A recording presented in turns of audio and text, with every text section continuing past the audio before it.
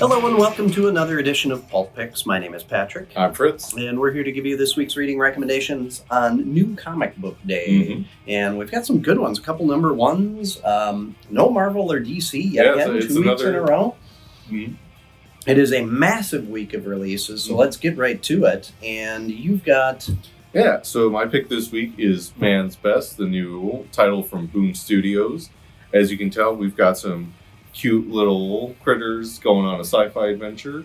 So what's happening in this book is Earth's not doing too good. The usual war, ecological disaster, the works. So they've got this scientific crew out in space trying to find this planet to terraform that people can move to and we can start again. Mm-hmm. And the main scientist has a couple support animals that she uses to test out some tech for them as well to kind of just pass the time, because what else are you going to do on a space flight? Sure. And the story is mostly from their perspective. They're kind of thinking we're being trained to protect everyone, and not really the case. But it's just kind of this cute little fun comic, and then they get to the planet and things go horribly wrong. Oh gosh. Yeah, your theme continues. Yeah, it's because there's it comes up beforehand, but there's when they're trying to get there, it's just there's weird readings coming from this place, and then when you get there, it's just oh, this is kind of why. And yeah, so stuff goes horribly wrong. The animals get separated from everyone, and now it's them trying to find the rest of the crew while dealing with this weird alien environment, trying to work as a team, which they've never been particularly good at. I don't know. I just love stuff with animals. Beneath the Trees almost made on here. Spoiler alert, also really good issue this week. But I don't know, just it's very cute and heartfelt, the way that they interact with each other. I love the dynamic of Athos the cat is trying to be the leader, but Porthos and Lovely are just kind of doing their own thing. They're trying to help, but they're not really good at it. I don't know. I love the team dynamic. It's off to a fun start despite the everything going wrong aspect. Mm-hmm. But no, it's a fun time. I would definitely recommend if you're just looking for kind of a cute little sci-fi thing. Yeah, I've only had the chance to flip through it so far, but the art looked very cool. Oh, their art's fantastic, especially with detailing some of the weirder stuff they run into on the planet. There's some really cool designs there that I'm sure will only get weirder and cooler as the series goes on. Yeah.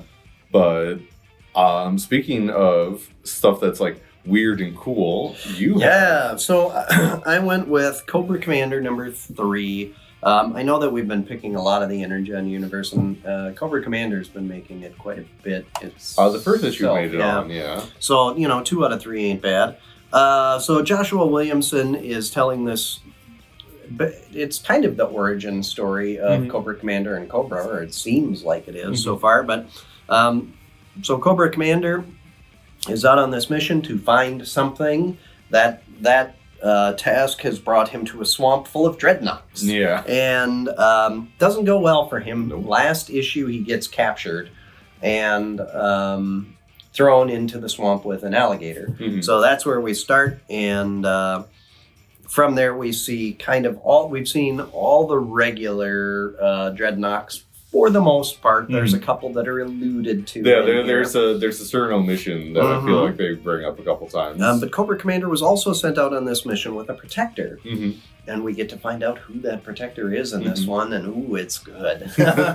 So what I really loved about this, and my friend Troy was talking at Comic Club I can't remember if it was last night or if it was last week that we were talking about it, but he was saying, I really hope that Cobra Commander, because we'd seen the preview images of him tied up and Zorana apparently, torturing him. And he said, I really hope that he kind of flips that, and rather than having some sort of, physical escape or something, that he's really, starts manipulating people, because that's when Cobra Commander's at his best, if he's manipulating people. So it's very interesting to see how this all goes down. But there's trying to take something that was kind of a corny original cartoon that of course the bad guys were goofy and whatever, and we've said this for Transformers and Duke kind of as well. Mm-hmm. But how do you adapt that into something where that character actually becomes a threat? Mm-hmm.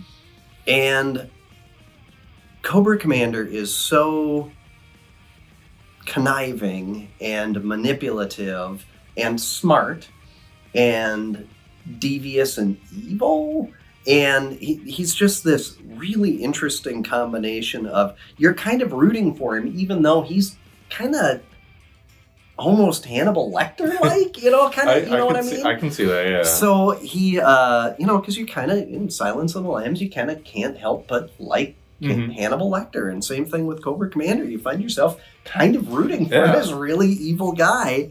But the art is so good in this. It fits so well.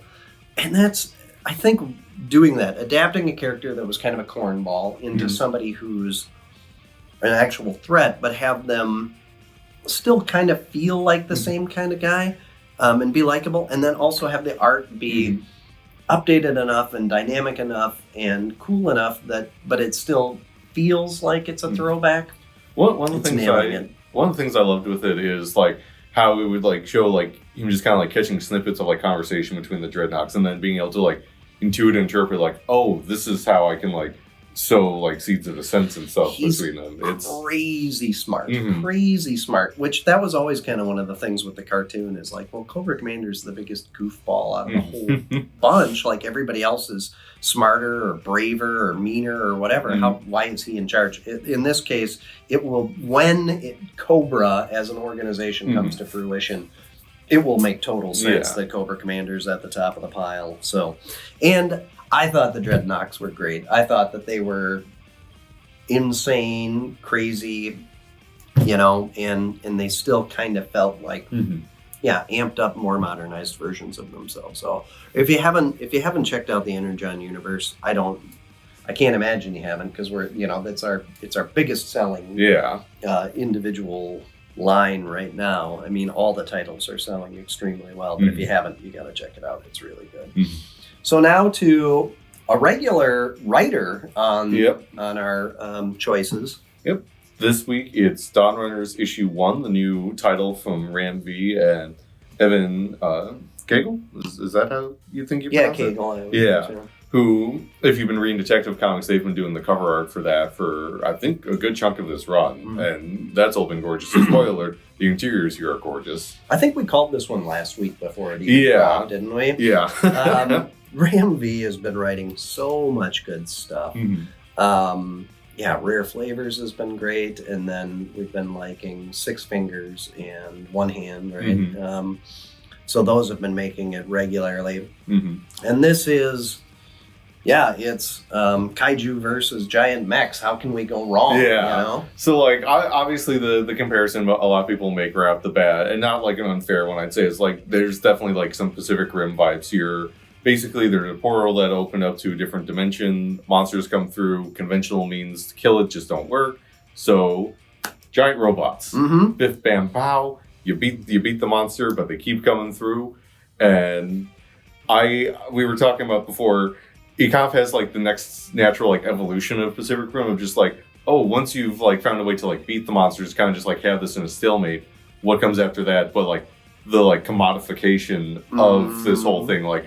At this point, like, people who pilot the mechs are kind of like superstars, like sports stars. There are people placing bets. There's like they're live streaming the fights. Yeah, it's basically like the next professional sports type of thing where people are following they haven't called them jockeys, but that's essentially what they are. What could possibly go wrong with private equity running all of this, Like, and this issue we find like the kind of like the biggest star of all the pilots is being used to test out their newest mech, the Dawn Runner. And at first things seem to go on pretty well, but then there's like a twist at the end, and it's just like, oh, there's some real not good stuff going on here, I think. Yeah, so that's where, there were a couple things that, distinguished itself from the other types of genre stories like this, like Pacific Rim, but it definitely felt very much like it, with a couple neat little twists. But then the big twist at the end, it was like you're watching a video feed and static comes in and whatever, and the way that they handled that in both the writing and the art was so cool. It's like so it good. Felt like I was watching a TV screen, and I don't want to give too much away, but this book was both gorgeous and really well written. And Bram V does such a great job of telling so much in such a short period of time without over info dumping. The nuances of the storytelling are just great. It was so easy to read. It was just fun. Like the character work is fantastic. The action is fun. I love the design of like the mech and the monsters. I think they're called like Tetsas in here. Yeah, Tetsas. Yeah. Yeah, like it's. I love that they've even like to go with the like turning into a sport thing. The area like around where the monsters like appear from the portal, they've made this like giant like wall encompassing it, so they're just like in a stadium. Yeah, it's basically a big coliseum. Yeah. Like it's like I love that so much. Yeah. Yeah, it's super cool. You got to check it out. We got a decent number of copies. So yeah, but hurry in. These new ones always sell quick, and I would guess this one's going to go to second print. I would be shocked if it didn't. Yeah, they've been hitting on all cylinders lately. So and this one in particular is really good. So, but it is a massive week. We're down. We've got books down to the 4th shelf for the first time in quite a while. Yeah. A lot of really good stuff. A number of specials and number ones, and a bunch of also good ongoing stuff. So be sure to get in here and check it out for yourself. Follow, like, subscribe. Be sure to leave some comments in the videos because we love to see what you guys are reading. And we'll be back next week with more picks. I was already looking at what's coming up, and I'm getting excited again already for next week, even though I've still got I read a whole bunch. I know. I've still got stuff I didn't even get to last night. I've got a big pile. And Man's Best is on there too. So, all right. Well, thank you, and we'll be back next week. Have a great week. Hey!